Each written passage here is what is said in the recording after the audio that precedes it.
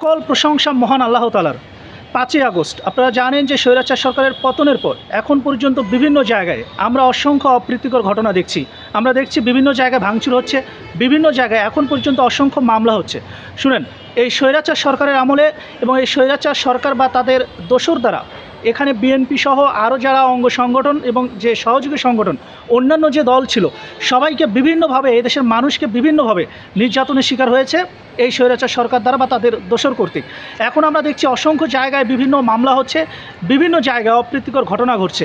এই জায়গা থেকে আমার বক্তব্য হচ্ছে, শুনেন, আপনারা জানেন যে এই স্বৈরাচার সরকার বিএনপির জাতীয়তাবাদী আদর্শের যারা সৈনিক ছিল তাদেরকে বিভিন্নভাবেই তাদেরকে নির্যাতন করেছেন।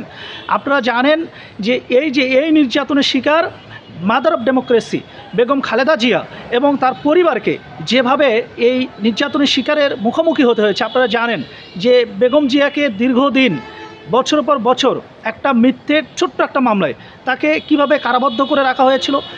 তারুণ্যের অহংকার তারেক রহমান তাকে নির্বাসিত করে রাখা হয়েছে এবং একের পর এক বিভিন্ন মামলা দিয়ে তার উপর যেভাবে দায় চাপানো হচ্ছিল, এক পর্যায়ে এমন একটা পর্যায়ে চলে গেছে। আপনারা জানেন যে তার নিজের আপন ভাই তার জানাজাতেও তিনি কিন্তু কোনোভাবে উপস্থিত হতে পারেন নাই, দাফন কাজেও কিন্তু তিনি উপস্থিত হতে পারেন নাই।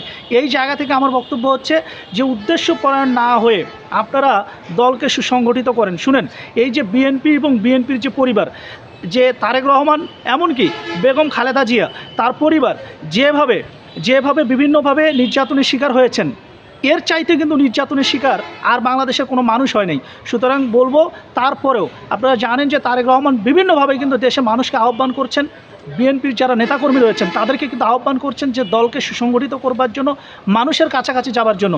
সুতরাং উদ্দেশ্যপরায়ণ হয়ে, প্রতিশোধপরায়ণ হয়ে আমরা কারো স্বৈরাচার সরকার যা করেছে এবং বর্তমান বিএনপি তাদের মধ্যে পার্থক্য থাকতে হবে। এই পার্থক্য তৈরি করবার জন্য আমি মনে করি যে দলকে সুসংগঠিত করা এবং এই যে ধরনের আমরা যে মামলাগুলো দেখছি, যে ধরনের বিভিন্ন জায়গায় যে অপ্রীতিকর যে ঘটনাগুলো দেখছি, এই জায়গা থেকে কিন্তু বিএনপিকে সতর্ক থাকতে হবে। কারণ আপনারা জানেন বিএনপি ইতিমধ্যে কিন্তু বিভিন্ন সিদ্ধান্ত নিয়েছে, সেখানে বলছে যে মামলাগুলো হচ্ছে এগুলো কিন্তু দলীয় সিদ্ধান্ত নয়। সুতরাং মামলা করবার ক্ষেত্রে আমাদেরকে দেখে শুনে বুঝে কিন্তু সে মামলাগুলো করতে হবে। স্বৈরাচার সরকার যেরকম গায়াবী মামলা করেছে, অবশ্যই বিএনপি এ ধরনের কোনো মামলা বিশ্বাস করে না এবং এ ধরনের কোনো মামলাকে কোনোভাবে তারা সাপোর্ট করে না।